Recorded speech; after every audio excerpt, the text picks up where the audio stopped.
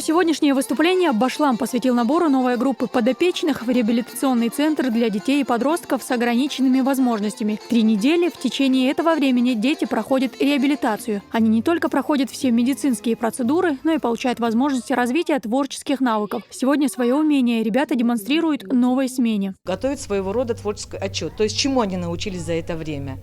И нужно сказать, что за время пребывания здесь дети обучаются не только творческому мастерству, но они обучаются, как себя вести, как общаться друг с другом. Они получают комплекс мероприятий реабилитационных, как психолого-педагогических, так и физиотерапевтических процедур. Очень много получают. Молодые артисты представили детям свою новую программу. Они встречали каждое выступление ребят с радостью, а 7-летний Уэйс не сдержался и даже вышел станцевать.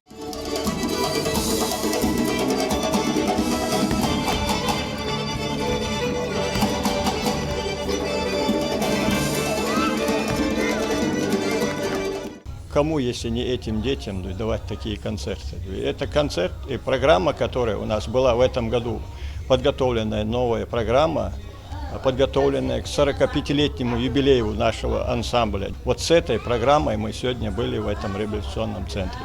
И думаю, по всей республике мы охватим все реабилитационные центры. Хадижат Азарсанова очень любит танцевать лезгинку. В будущем мечтает танцевать в ансамбле, поэтому внимательно следит за каждым жестом юных артистов.